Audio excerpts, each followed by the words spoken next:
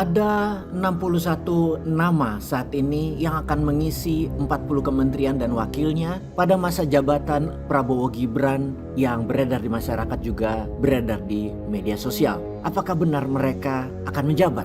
Sahabat semua, masih 5 bulan lagi pelantikan presiden dan penunjukan menteri-menterinya. Kondisi masih cair. Bagi kita bukan siapa yang akan menjadi starting line up atau pemain di lapangan kementerian, namun strategi apa yang akan dijalankan itu juga penting. Pertama adalah para pelatih dan manajer tim termasuk pemilik klub, dalam hal ini rakyat Indonesia, jelas menginginkan kita Indonesia menjadi juara dunia. Karena itu kita sudah memilih pelatih dan manajer tim. Sekarang tinggal taktik, strategi, dan pemilihan pemain. Adakah Messi-nya? Adakah Ronaldo-nya? Adakah De Gea-nya? Adakah Lewandowski-nya? Dan lain sebagainya. Kalau di starting line up isinya Udin, anaknya mantan lurah, Badu, Kang sayur keliling, Ujang, Kang ojek pengkolan, Ucok, anak Pak RT, paling top si Paijo sama si Buyung, anak kampung sebelah, masuk dalam jajaran menteri, maka ini namanya tarkam, pertandingan antar kampung.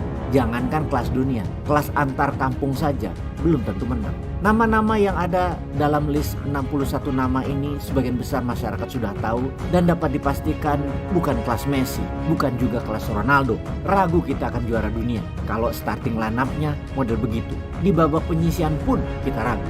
Itu adalah dalam starting line up, juga dalam cadangan.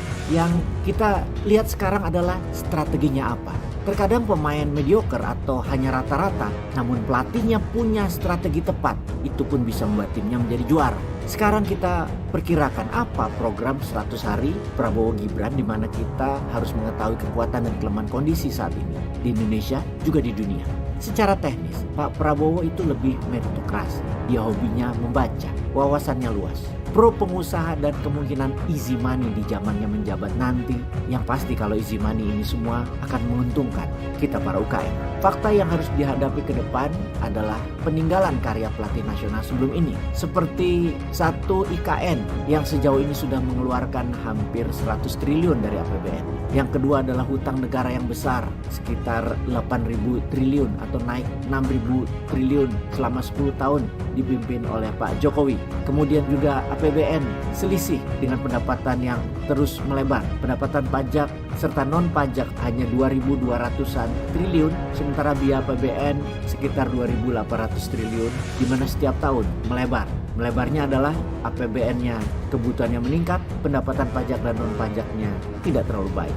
3 porsi APBN, terbesar Kementerian Pendidikan sekitar 612 triliun, kemudian membayar bunga pinjaman APBN 500 triliunan, kemudian subsidi BBM listrik dan pupuk 300 triliunan, kemudian ada Menteri Pertahanan sekitar 140 triliunan, dan keempat adalah hutang BUMN yang tidak diakui di dalam catatan APBN. Nilai hutang BUMN tersebut mencapai 5.000 triliun, juga mengancam ekonomi Indonesia.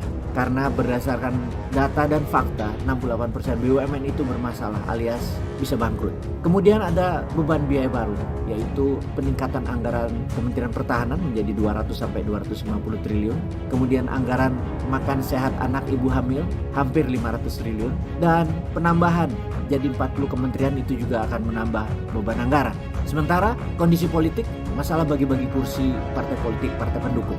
Kemudian ancaman serangan penyakit ala COVID yang Indonesia harus beli vaksin dan ambil jatah terlebih dahulu, itu juga mengancam. Masalah pemanasan global dan kekurangan pangan, juga pemindahan dana investor ke tanah air atau FDI yang menguntungkan Indonesia. Kemudian tak kalah pentingnya adalah 5 masalah dunia. Nomor 1 adalah debt-based money atau dolar dicetak berdasarkan hutang yang sudah luar biasa besarnya dan sudah tidak masuk akal. 2 adalah gap antara orang kaya dan orang miskin di seluruh dunia yang semakin menjauh. Yang kaya nambah kaya, yang miskin nambah miskin. Kemudian 3, big power conflict antara Rusia dengan Ukraina, dan kita tahu pihak barat melawan Tiongkok, Rusia, dan BRICS. 4 adalah kekeringan, banjir, gempa, dan pandemi. Itu adalah masalah dunia. Dan terakhir adalah perkembangan digital teknologi AI.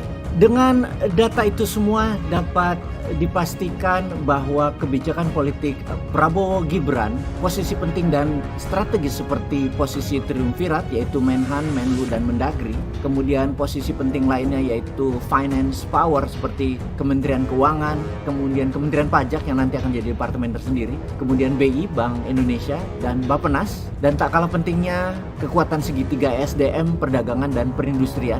Ini kalau kita fokus hilirisasi. Kemudian segitiga BUMN, PUPR dan perhubungan kalau kita masih fokus di infrastruktur. Kemudian tak kalah penting adalah TNI, Polri. Semua daftar ini adalah dalam posisi yang baru saja kita sebut ini dapat dipastikan adalah orangnya Pak Prabowo yang utama, karena ini adalah starting line up yang dibutuhkan. Sementara pada 100 hari pertama untuk mengakomodir kursi politik, posisi pemain yang tidak strategis akan diisi mereka, yaitu orang-orang pendukung tim ses, di mana akan direview dalam 1 tahun kinerja.